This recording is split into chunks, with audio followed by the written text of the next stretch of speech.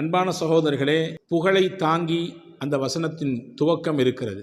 நாம் இன்று அல்ஹம்துலில்லாஹ் என்று நம் வாழ்க்கையில் எத்தனை முறை இறைவனை புகழுகிறோம் என்று நாம் கேட்க கடமைப்பட்டிருக்கிறோம். பல்வேறு அருளை அவனிடத்திலிருந்து வாங்கி சுவைத்து கொண்டிருக்கிறோம். ஒவ்வொரு நாளும் அவனுடைய அனுக்கிரகத்தில் தான் நாம் வாழ்க்கையை நகர்த்தி கொண்டிருக்கிறோம். அவனை நினைத்து உள்ளபடியே ஆள் மனதிலிருந்து எத்தனை தடவை நம் நாவுகளில் அது புகழாக வெளிப்படுகிறது என்பதை நாம் எண்ணி பார்க்க கடமைப்பட்டிருக்கிறோம். ஓரளவு நல்ல உணவுகளை இறைவன் நமக்கு தருகிறான். இன்னைக்கும் பசியால் பட்டினியால் கால் வயிற்றைக்கோள் நிறைக்க முடியாத ஜனங்கள் உலகத்தில் அதிகம் உண்டு. இன்னும் சில மக்கள் நாம் சாப்பிட்டு போட்ட மிச்சத்தை எச்சிலை எடுத்து அதையே தனக்கான உணவாக தேடுபவர்களும் உண்டு. சாப்பாட்டின் முடிவிலே நம்மிலே எத்தனை நபர்கள் மனதார அல்ஹம்துலில்லாஹ் என்று சொல்கிறோம். நல்ல தண்ணீரை அல்லாஹ் தருகிறான், குடிக்கிறோம். உப்பு இல்லை, அதிலே தனக்கான உடலுக்கான சத்துக்களை எல்லாம் அந்த தண்ணீர் தருகிறது. தாகத்தை தீர்க்கிறது, உடலுக்கு புத்துணர்ச்சியை தருகிறது. குடித்து முடிந்தவுடன் எத்தனை தடவை நாம் எத்தனை நாள் நாம் மனதார அல்ஹம்துலில்லாஹ் சொல்லியிருக்கிறோம். உடல் உறுப்புகள் எல்லாம் முடிந்த அளவுக்கு சலாமத்தாக இயங்கிக் கொண்டிருக்கிறது. எத்தனையோ நபர்களை பார்க்கிறோம், கை இல்லை, கால் இல்லை, பார்ப்பதற்கு கண் இல்லை, இருக்கிறது ஆனால் பார்வை இல்லை. உடல் உறுப்புகள் இருக்கிறது ஆனால் சில உறுப்பு செயல்படவில்லை. அவர்களையெல்லாம் பார்க்கிற பொழுது எல்லாமும் இருக்கிறது, எல்லாமும் சரியாக செயல்படுகிறது.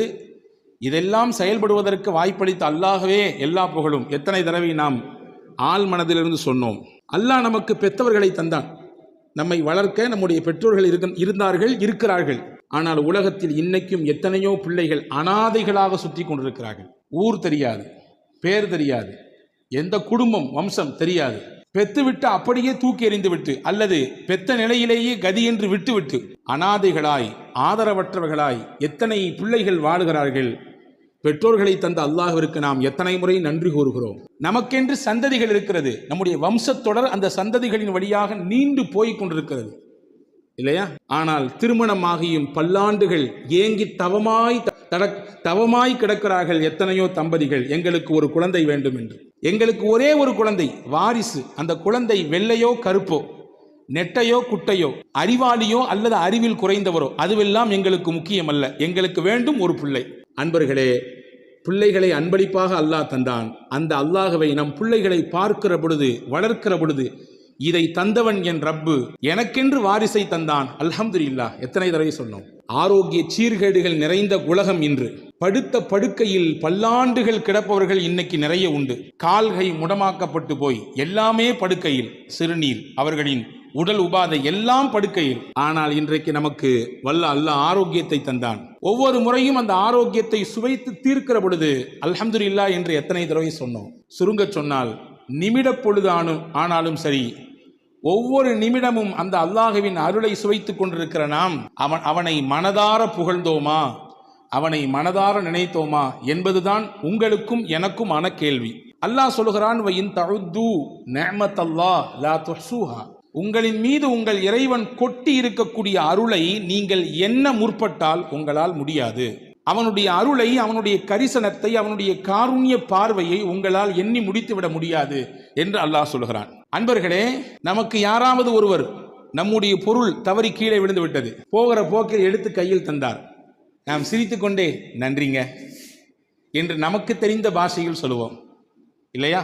ஒவ்வொரு நிமிடமும் நம்மை இயக்கி கொண்டிருக்கிற நம்முடைய ரப்புக்கு எத்தனை முறை நன்றி பாராட்டியிருப்போம் நம் வாழ்க்கையில். ஒரு நண்பர் சொன்னால், என்னுடைய மாமனார் வெளிநாட்டுக்கு போய்விட்டு வரும் பொழுது எனக்கு அன்பளிப்பு தந்தார், இந்த வாட்ச், ரேடோ வாட்ச், இது இத்தனை ஆயிரமாக்கும் என்று பெருமிதத்தோடு சொல்லி முடிக்கும் பொழுது அந்த மாமனாரை நினைத்து மனம் குளிர்கிறார். அவருக்கு என்ன ஆனாலும் என் மேலே ரொம்ப பிரியம், உள்ளபடியே என் மேலே ரொம்ப பாசமானவர், அவருக்கு எல்லாம் நான் கடமைப்பட்டிருக்கேன் என்று சொல்பவர்களை பார்க்கிறோம். அன்பர்களே, வாட்சை மட்டும்தான் மாமனார் கொடுத்தார், அதை அணிவதற்கு கையை கொடுத்தவன் அல்லாஹ். ஓடுகிற வாட்சிலே மணி எத்தனை என்பதற்கு பார்வையை கொடுத்தவன் அல்லாஹ்.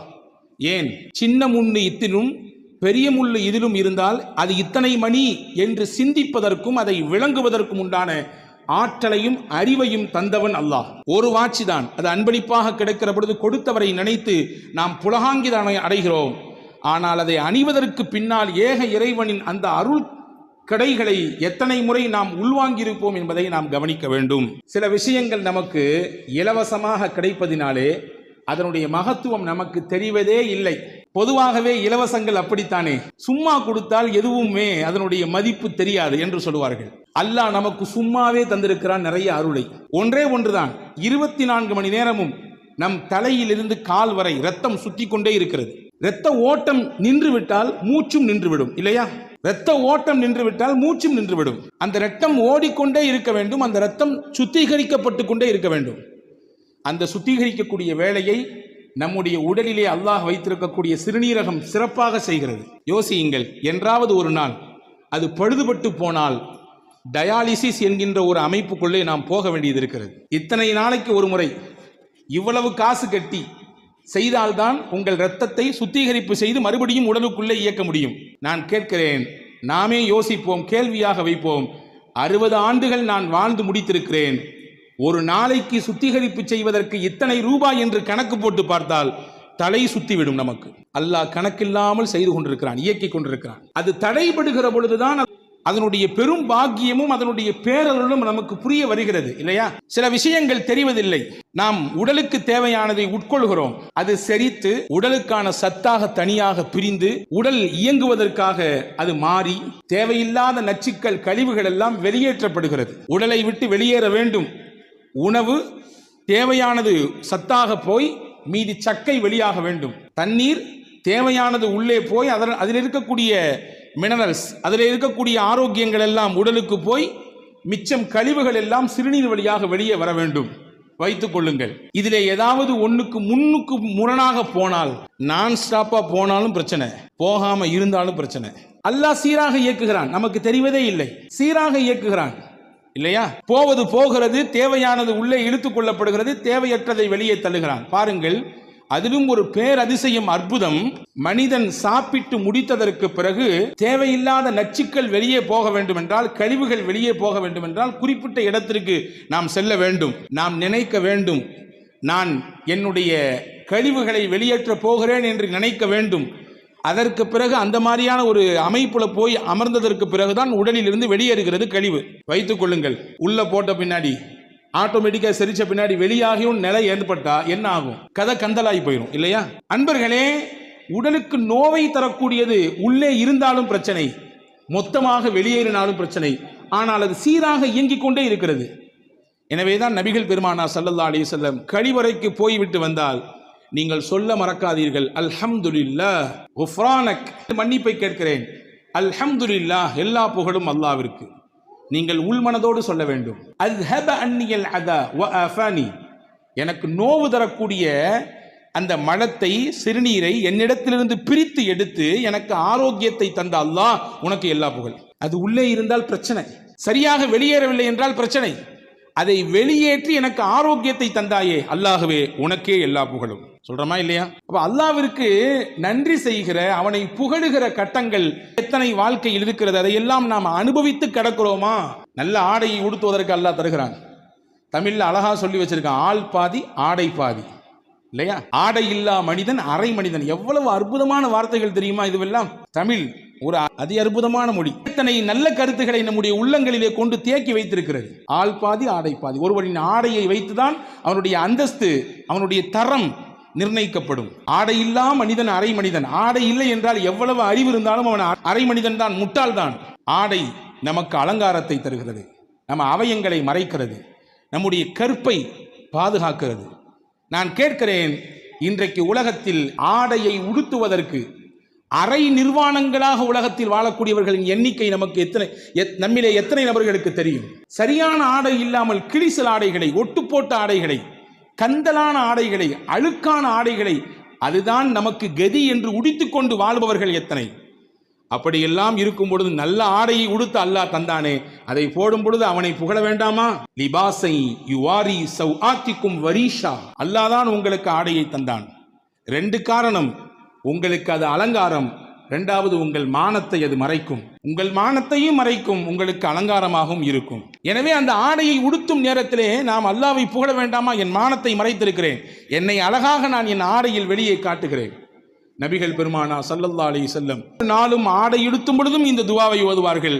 அல்ஹம்துலில்லாஹில்லதி கஸானி ஹாதா وَرَزَقَنِيهِ مِنْ غَيْرِ حَوْلٍ مِنِّي وَلَا قُوَّةٍ.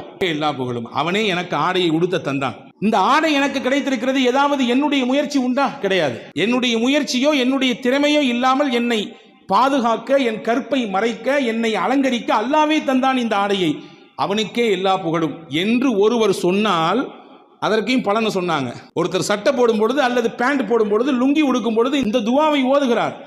முஸ்னத் அஹமதிலே ஹதீஸ் வந்திருக்கிறது, உஃபிர லஹு மா தகத்தம மின் தம்பி.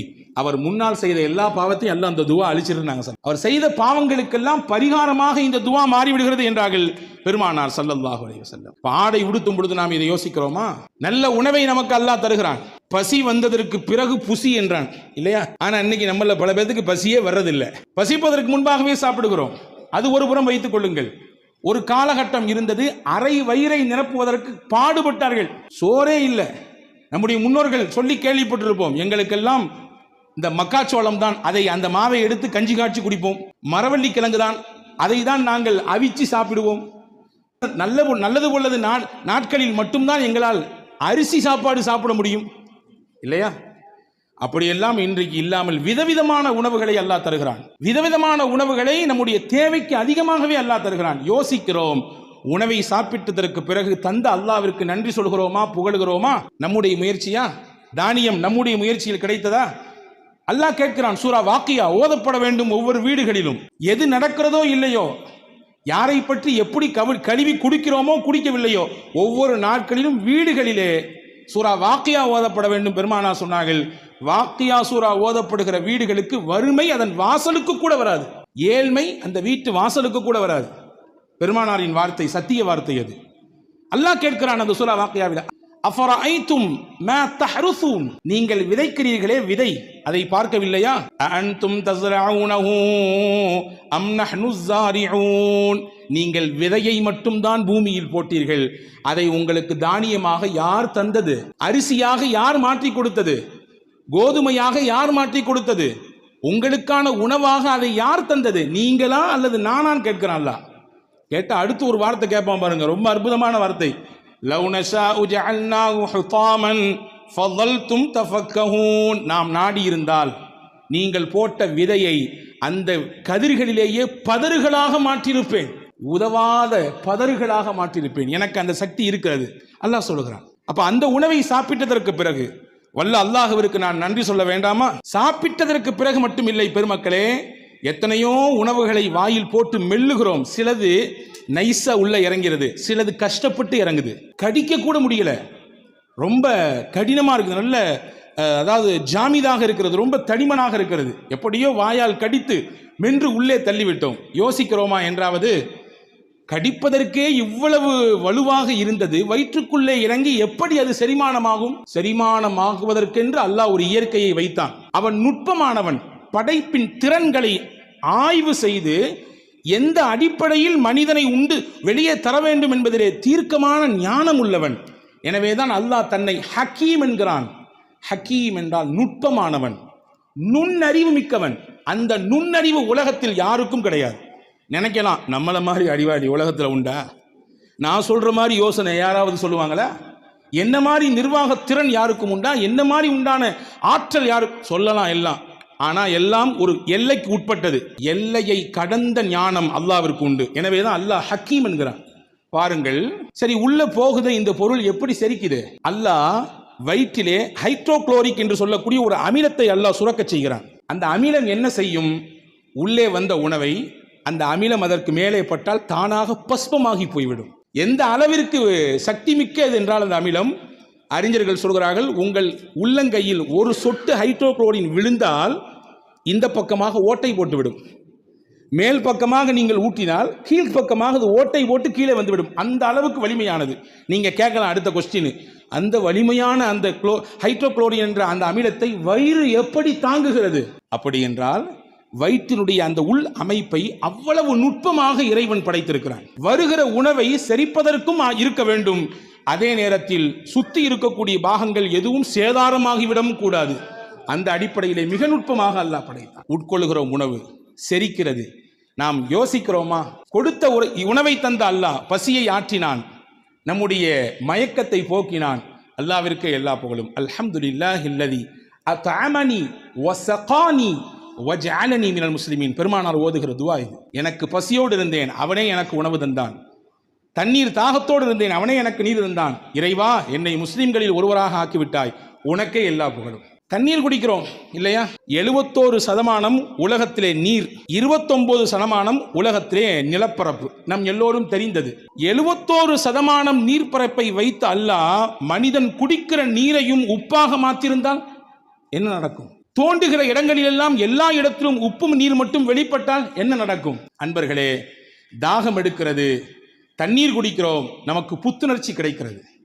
எனவேதான் பெருமானார் நோன்பு வைத்ததற்கு பிறகு என்ன துஆ ஓதுவார்கள்? அதே சொல்லுகிறது, ذهبل ظمأ وابتلت العروق وثبت الأجر إن شاء الله. ذهب الظمأ, தாகம் தீர்ந்து விட்டது. وابتلت العروق, எங்கள் நரம்புகள் எல்லாம் நனைந்து விட்டது.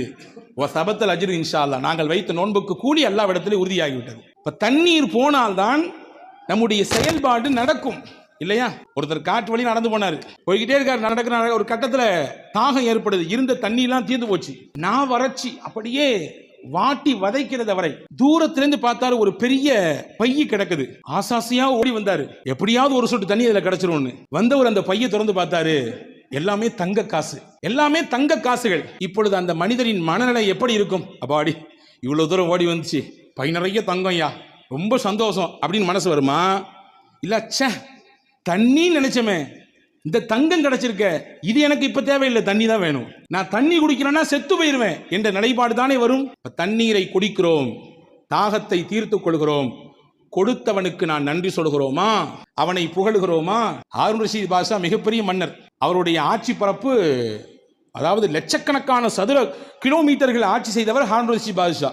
அவருடைய குருமகான் ஒருத்தர் இருந்தார், இப்னு சம்மாக். அவரிடத்துல போய் ஒரு நாள், எனக்கு ஏதாவது ஆலோசனை சொல்லுங்க, எனக்கு ஏதாவது நசீஹத் செய்யுங்க, உபதேசம் செய்யுங்க அப்படின்னு சொல்லி மன்னர் ஹாரூன் ரஷீத் பாஷா கேட்கிறார். அந்த ஆசிரியர் கேட்டாரு, பாப்பா எல்லாம் இருக்கு உனக்கு, ஆனா ஒரு கோவலை தண்ணி மட்டும் உனக்கு கிடைக்கல, தண்ணி உனக்கு இல்ல, ஒரு கோவலை தண்ணி உனக்கு இல்ல, என்ன செய்வா நீ கேட்டார். ஹாரூன் ரஷீத் பாஷா சொன்னாரு, என்னுடைய ஆட்சியை பாதியை கொடுத்தாவது நான் அந்த ஒரு கோவலை தண்ணியை வாங்கிடுவேன். ஓ, அந்த அளவுக்கா? சரி. ஒரு கோவலை தண்ணி குடிச்ச, போன தண்ணி ரிட்டர்ன் ஆகல, வெளியே வரல, உள்ள போனா ரிட்டர்ன் வரலங்க. தண்ணியை குடிச்சா தேவையான சத்துக்கள் எல்லாம் எடுத்து விட்டு நம்முடைய சிறுநீரின் வழியாக தேவையற்ற கழிவுகள் எல்லாம் வெளியே வர வேண்டும். ஆசிரியர் கேட்டார், இப்னு சம்மாக், ஒரு டம்ளர் தண்ணி குடிச்ச, ஆனா அது வெளியே வரல, என்ன செய்வ அப்படின்னு கேட்டார். மன்னர் ஹாரூன் ரஷீத் பாஷா சொன்னால், மீதி இருக்கிற ஆட்சியை கொடுத்தாவது எப்படியாவது அதை வெளியேற்றுவேன் உடலில் இருந்து. சிரித்துக்கொண்டே ஆசிரியர் சொன்னார், உன் ஆட்சி ஒரு டம்ளர் தண்ணீருக்கு சமம், உன்னுடைய ஒட்டுமொத்த ஆட்சி ஒரு டம்ளர் தண்ணீருக்கு சமம். எனவே அல்லாவை பயந்து வாழு, உலகத்திலே அவனை புரிந்து வாழு. எல்லாம் இருக்குன்னு ஆடாத, ஆட்டத்தை குறைச்சிக்கோ. எல்லாம் இருக்குன்னு தலைக்கணத்தோடு இருக்காதே. இந்த உலகம் ஒரு டம்ளர் தண்ணீருக்கு சமம். உள்ளே போவதற்கும் வேண்டும் வழி, வெளியே வருவதற்கும் வேண்டும் வழி. புரிந்து கொள், இதுதான் நான் உனக்கு தரக்கூடிய ஞான உபதேசம் என்றார் இப்னு சம்மாக். அன்பு சகோதரர்களே, அல்லாஹ்வை நாம் புகழ வேண்டாமா? அல்ஹம்துலில்லாஹ் என்று எத்தனை முறை மனதார சொல்லியிருக்கிறோம். அன்பு சகோதரர்களை, புகழ்ந்தால் என்ன கிடைக்கும்? நீங்கள் என்ன எதிர்பார்க்கிறீர்களோ அதை விட பன்மடங்காக கிடைக்கும். இன்னைக்கு நிறைய இருக்குன்னு ஆசைப்படுறோம். என்னுடைய பொருளாதாரம் நல்ல பரக்கத்தா இருக்கணும், என் குடும்பம் பரக்கத்தா இருக்கணும், நான் கை வைக்கிற இடம் எல்லாமே பரக்கத்தா இருக்கணும், நான் ஆரம்பிச்சிருக்கக்கூடிய தொழில் ஓஹோன்னு போகணும், எல்லாரும் ஆசைப்படுறோம். தப்பு ஒன்றும் கிடையாது, நியாயமாக இருந்தால் வரவேற்க வேண்டியது. நல்லா இருக்கணும், நல்ல உடம்புடுத்தணும், நல்லா சம்பாதிக்கணும், நல்ல குடும்பத்துக்கு செலவழிக்கணும், நல்ல எண்ணம். சொல்ல போனா மூமினின் எண்ணம் அப்படிதான் இருக்கணும். ஆனா வச்சுக்கோங்க, அது பேருக்கும் பெருமைக்கும், ஊர் போற்றுவதற்கும் ஓஹோ என்று இவர் வாழுகிறார் என்ற பேச்சுக்கும் இருக்குமையானால் அதுதான் கேள்விக்குறியானது. அப்போ நமக்கு கிடைக்கிறது அதிகமா கிடைக்கணும், என்ன செய்யணும்? சிம்பிள். அல்லாஹ் என்ன உங்களுக்கு கொடுத்துருக்கானோ அந்த அல்லாஹ்வை நீங்க புகழுங்க, அல்லாஹ் கூட்டி தருவான் உங்களுக்கு. ஒன்னு கிடைச்சாலும் அல்லாஹ்விற்கு நீங்கள் புகழ் மாலை செலுத்துங்கள், அல்லாஹ் அந்த ஒன்னை 10ஆக மாத்தி தருவான். இது நான் சொல்லவில்லை, குர்ஆன் சொல்லுகிறது. லஇன் ஷக்கர்தும் லஅஸீதன்னகும், உங்களுக்கு இறைவன் கொடுத்த அருளுக்கு நீங்கள் நன்றியோடு புகழ்ந்தால் நான் உங்களுக்கு கொடுத்ததை இன்னும் கூட்டிக் கொண்டே இருப்பேன். மல்டிப்ளிகேஷன் போட்டே இருப்பான். 1 3 6 12 24 இப்படி போய்கிட்டே இருங்க. ஹஜ்ரத் இமாம் முஸ்னத் அஹமதிலே ஒரு செய்தி வந்திருக்கிறது. முஹம்மது ஸல்லல்லாஹு அலைஹி வஸல்லம் ஒரு நாள் பள்ளிவாசலுக்கு வெளியில நிற்கிறார்கள். ஒரு மனிதர் வருகிறார். ரசூலுல்லாஹ் கையில ஒரே ஒரு பேரித்தம் துண்டு இருந்துச்சு, ஒரே ஒரு பேரித்தம் பழம். அவர் கையில ரசூலுல்லாஹ் கொடுத்தாங்க. வாங்கினவர் பார்த்துட்டு, இந்த ஒரு பேரிச்சம் பழம் ஏன் காவயிருக்கு பத்துமா, என் நாக்கு கூட ஒட்ட முடியாத, இது எப்படி யார் ரசூலுல்லாஹ் கையில் கொடுத்துட்டு போயிட்டார். ரசூலுல்லாஹ் சிரிச்சாங்க. கொஞ்ச நேரம் கழிச்சு அதே வழியில் இன்னொருத்தர் வந்தார். அவர் கையில் அந்த ஒரு பழத்தை கொடுத்தாங்க. அவர் சொன்னார், அல்ஹம்துலில்லாஹ், யார் கையால் இந்த பழம் எனக்கு கிடைக்கப்பட்டிருக்கிறது? உலகத்தின் அதிபதியாம் அல்லாஹுவின் இறை தூதராச்சே, அவர்கள் கையால் அல்லாஹ் எனக்கு ஒரு பழம் தந்திருக்கிறானே, அல்லாவே உனக்கே எல்லா புகழும். ரசூலுல்லாஹ் சிரிச்சாங்க. சிரிச்சிட்டு பக்கத்துல இருந்து ஒருத்தரை கூப்பிட்டு சொன்னாங்க, உம்மு சலமா, தன்னுடைய துணைவியார், உம்மு சலமா அம்மாட்ட 40 திர்ஹம் தங்க காசுக்கு வாங்கிட்டு வாங்கன்னாங்க. அவர் ஓடி போய் வாங்கிட்டு வந்தார். அதை அவர் கையில் கொடுத்து, அல்லாஹ் உனக்கு பறக்க செய்வான், போயிட்டு வாங்க ரசூலுல்லாஹ். அன்பர்களே, ஒரு செய்தி தான், 2 தகவல் இருக்கிறது. முதலானவர் கிடைத்தது ஒன்று, இதை வைத்து என்ன செய்வது என்று யோசித்தார். உள்ளதும் போச்சு, நொல்லை கண்ணா போச்சு. இரண்டாம் நபர் கிடைத்தது ஒன்றுதான், ஆனால் கொடுத்தது யார்? அல்லாஹ். யார் வழியாக தந்தான்? அல்லாஹ். அல்லாஹ்வின் தூதர் வழியாக தந்தான். நன்றி சொன்னார், அல்லாஹ்வை புகழ்ந்தார். உடனே அல்லாஹ் கொடுத்தான் 40 தங்க காசு. எது இருக்கிறதோ அதை ஏற்றுக்கொள்ள வேண்டும், குறைபட்டு கொள்ளக்கூடாது. அல்லாஹ் தருவான் என்று நம்பி அவனை புகழ வேண்டும். இருந்தால் அல்லாஹ் மனமான வாழ்க்கையை, இரட்டிப்பான வாழ்க்கையை அல்லாஹ் திருப்பி தருவான். புகழ வேண்டும் என்ற எண்ணம் நமக்கு வர வேண்டும். அல்லாஹ் என்னெல்லாமோ தந்திருக்கிறான். பொதுவாகவே மனிதனுடைய இயற்கை என்ன தெரியுமா? இருக்கிறத வச்சு திருப்தி படவே மாட்டான். இயற்கை இல்லாத ஒன்றை மட்டும்தான் தேடிக்கிட்டே இருக்கும் மனுஷன் மனம். கண்ணாடிக்கு முன்னாடி போய் நின்னா என்ன பண்ணோமா? கொஞ்சம் குண்டா இருக்கணும்ல, ஒல்லியா இருந்தால் நல்லா இருந்திருக்கும். கொஞ்சம் வெள்ளை கம்மி, இன்னும் கொஞ்சம் வெள்ளையா இருந்தால் நல்லா இருந்திருக்கும். சுருட்ட முடியா இருக்குது, கொஞ்சம் நீள முடியா இருந்தா. இருக்கிறது எல்லாம் சிறப்பாக அல்லாஹ் வைத்திருக்கிறான். ஆனால் மனித மனம் இல்லாததை நோக்கியே தேடும். இருப்பது அல்லாஹ் கொடுத்தது, அவனை புகழ வேண்டும் என்ற எண்ணம் வந்து விட்டாலே அதுவே அல்லாஹ்வின் மிகப்பெரிய கரிசனம் என்கிறார்கள் பெருமக்கள். மூசா அலைஹிஸ்ஸலாம் அல்லாஹ்ட்ட கேட்டாங்களா, யா அல்லாஹ், எத்தனையோ அருள் செஞ்சிருக்கேன், எனக்கு உன்னை எப்படி நான் புகழ்றது, நீ எனக்கு சொல்லித்தாயேன்னு கேட்டாங்களாம். உன்னை மூசாவை பார்த்து அல்லாஹ் சிரித்துக்கிட்டே சொன்னானா, மூசா, என்னைய புகழணும்னு என்ன வந்துருச்சு இல்ல, இதுவே புகழ் தான். என்னைய புகழணும்னு என்ன வந்துருச்சு இல்ல, என்னை நினைக்கணும்னு என்ன உனக்கு வந்துருச்சு இல்ல, இதுவே எனக்கான புகழ் தான், ஏற்றுக்கொள்கிறேன் என்றான் அல்லாஹ். அன்பர்களே, புகழுக்கு நேரம் ஒதுக்க வேண்டும். அல்லாஹ்வை ஹம்து செய்வதற்கு, அவனை துதிப்பதற்கு நம்முடைய வாழ்க்கையில் சில பகுதிகளை ஒதுக்க வேண்டும். இல்லாதை நினைத்து குறைப்பட்டு கொண்டே இருப்பதை இழந்து வாழுகிற சூழல் தான் இன்னைக்கு அதிகரித்திருக்கிறது. உமர் ரலியல்லாஹு அன்ஹு வீதியில் நடந்து வர்றாங்க. ஒரு மனுஷர் முன்னாடி வந்தார். தோழரே எப்படி இருக்கீங்க என்றார். நம்மள்ட்ட கேட்டால் என்ன சொல்லுவோம்? நல்லா இருக்கும், அல்ஹம்துலில்லாஹ், நல்லா இருக்குன்னு சொல்லுவோம். அதே மாதிரி நல்லா இருக்கேன்னாரு. உமர் ரலியல்லாஹு மறுபடியும் கேட்டாங்க, எப்படி இருக்கீங்க? சத்தமாக கேட்டாங்க. மறுபடியும் சொன்னார், நல்லா இருக்கேன்னாரு. மறுபடியும் கொஞ்சம் சத்தத்தை கூட்டி சொன்னாங்க, எப்படிங்க அது கேட்டாங்க. அவர் புரிஞ்சுக்கிட்டாரு, அல்ஹம்துலில்லாஹ் நல்லா இருக்கேன்னாரு. உடனே உமர் ரலியல்லாஹு சொன்னாங்க, இந்த வார்த்தையை வாங்கத்தான் 3 கேள்வி கேட்டேன்னாங்க. நல்லா இருக்கிறேன்றது ஒன்று, அல்ஹம்துலில்லாஹ் நல்லா இருக்கிறேன்றது இன்னொன்று. இதுதான் தேவை. எப்படி இருக்கிறீங்க? எப்படி இருக்க? மாத்திரையோடு கிடந்து வாழ்கிறேன், முட்டி வலி, காலு வலி. வியாபாரம் எப்படி போகுது பாருங்க, கேட்டு பாருங்க. எல்லாருமே ஜிஎஸ்டி பிரச்சனை, அந்த பிரச்சனை, இந்த பிரச்சனை, என்னமோ போய்கிட்டு இருக்கு. இல்லை, எது இருந்தாலும் அல்லாஹ் கொடுத்து கொண்டிருக்கிறான், அல்ஹம்துலில்லாஹ். வலியோடு வாழுகிற வாழ்க்கை தான். வலியோடு வாழ்க்கை இல்லை என்றால் வாழ்க்கையை ரசிக்காது. சில வழிகளை அல்லாஹ் தருவான், அதுவும் நம்முடைய பாவங்களை கரைக்கத்தான். வலியோடு உண்டான வாழ்க்கை தான். இருந்தாலும் அல்லாஹ் நல்லா வச்சிருக்கான், அல்ஹம்துலில்லாஹ் என்று சொன்னால் அந்த வார்த்தையினுடைய பரக்கத்தை கொண்டே அல்லாஹ் நம்மை நல்லா வைத்து விடுவான். அல்ஹம்துலில்லாஹ் வியாபாரம் நல்லா இருக்கு என்று நீங்கள் சொல்லி பாருங்கள், அந்த வார்த்தையின் பரக்கத்தை கொண்டே அல்லாஹ் வியாபாரத்தை செழிப்பாக்கி விடுவான். அல்ஹம்துலில்லாஹ் குடும்பம் சிறப்பா இருக்கு, பிள்ளைகள்லாம் சிறப்பாக வளர்ந்துட்டு இருக்கிறாங்க என்று சொல்லி பாருங்கள், அந்த வார்த்தையின் பரக்கத்தை கொண்டே அல்லாஹ் சிறப்புமிக்க குடும்பமாக மாற்றி கொடுத்து விடுவான். ஒரு விஷயம்தான், அல்லாஹ் நமக்கு பார்த்து பார்த்து செய்கிறான் அருள் ஒவ்வொன்றையும். அந்த அருளுக்கெல்லாம் நன்றியுள்ளவர்களாக நாம் இருக்க வேண்டும் என்று விருப்பப்படுகிறான். நன்றியின் வெளிப்பாடு உங்கள் நாவிலிருந்து அல்ஹம்துலில்லாஹ் என்று வர வேண்டும் என்று ஆசைப்படுகிறான். எனவேதான் பெருமானார் சொன்னார்கள், துவாக்களில் சிறந்தது எது தெரியுமா? அல்ஹம்துலில்லாஹ் என்று சொல்லுவதுதான். இதை விட பெரிய துவாவே இல்லைன்னு நாங்கள் சொல்லுவோம். இதை விட பெரிய துவா இல்லை. அல்ஹம்துலில்லாஹ் என்பதை விட பெரிய துவா வேறொன்றும் இல்லை. ஒரு நாள் மஸ்ஜித் நபவியில் தொழுகை நடக்கிறது. ரிஃபாஅத் இப்னு ராஃபி என்ற நபித்தோழர் தொழுதுட்டு இருக்காங்க. ரசூலுல்லாஹ் பின்னாடி அவரும் நிற்கிறாரு. திடீர்னு தும்மல் போட்டார். தும்மல் போட்டவுடன் அல்ஹம்துலில்லாஹ் சொல்லணும் அவருக்கு முன்னாடி சொல்லி தரப்பட்டிருக்குது. அவர் சொன்னார், அல்ஹம்துலில்லாஹி ஹம்தன் கதீரன் தய்யிபன் முபாரக்கன் ஃபீஹி கமா யுஹிப்பு ரப்புனா வ யர்தாஹு. அல்லாஹ்வுக்கு எல்லா புகழும், பரக்கத்தான புகழ். இந்த வார்த்தைகளை சொல்லி அல்லாஹ்வை தஸ்பீஹ் செய்து விட்டார், புகழ்ந்து விட்டார். தொழுது முடிச்சோம் ரசூலுல்லாஹ் திரும்பி பார்த்து, யாருங்க தும்மல் போட்டது, யாருங்க பேசுனது தொழுகையில அப்படின்னு கேட்டாங்க. இவர் அமைதியாக நின்னார். ஐயோ, நம்ம எதுவும் தப்பு பண்ணிட்டோம் போல தெரியுது, கண்டிஷன் பண்ண போகிறாங்களோ. 2வது தடவை கேட்டாங்க ரசூலுல்லாஹ், யாருங்க தொழுகையில் இடையில ஏதோ பேசிட்டு இருந்த மாதிரி தெரிஞ்சு, பதில் சொல்லலை. 3வது தடவை கேட்டவன ரிஃபாஅத் இப்னு ராஃபி ரலியல்லாஹு சொன்னாங்க, யா ரசூலுல்லாஹ், நான் தான் தும்மிட்டேன், அதனால ஹம்து செஞ்சேன், அல்லாஹ்வை புகழ்ந்தேன். ஓ அப்படியா? வல்லதி நஃப்ஸி பியதிஹி லக்கத் இப்ததரஹா பில்அத்து வ ஸலாஸூன மலக்கா ஐயுஹும் யஸ்அது பிஹா. நான் பார்த்தேன், நீங்கள் சொன்ன புகழ், நீங்கள் சொன்ன ஹம்து அல்லாவுக்கு எவ்வளவு பிடிச்சு போச்சுன்னா 30 சொச்சம் மலக்குமார்கள் போட்டி போட்டு நிற்கிறாங்க, இதனுடைய நன்மையை நான் தான் அல்லாஹ்ட்ட கொண்டு போவேன்னு சொல்லி. 30 சொச்சம் மலக்குகள் போட்டி போட்டு கொண்டு நிற்கிறார்கள் உங்கள் நன்மையை அல்லாஹ்விடத்தில் எடுத்து காண்பிப்பதற்கு. எனவே அன்பர்களே, மனதார உள்மனதிலிருந்து நம்முடைய வாழ்க்கையின் தரத்தை நினைத்து, நம்முடைய கடந்து வந்த பாதைகளை நினைத்து, இப்பொழுது அல்லாஹ் நம்மை வைத்திருக்கக்கூடிய உயர்வான நிலையை நினைத்து, எதிர்காலத்தில் வல்ல அல்லாஹ்வின் உயர்ந்த அந்தஸ்தையும் நன்மதிப்பையும் பெற வேண்டும் என்பதை கருத்தில் கொண்டு அவனை புகழ்ந்து துதித்து வாழுவோம். அதுதான் அர்த்தமுள்ள வாழ்க்கை. நம் வாழ்க்கைக்கான ஆதாரமும் அந்த புகழ்தான். வல்ல அல்லாஹ் அப்படிப்பட்ட நிலையோடு வாழ்வதற்கு அல்லாஹ் நம் யாவருக்கும் தௌஃபீக் செய்வானாக.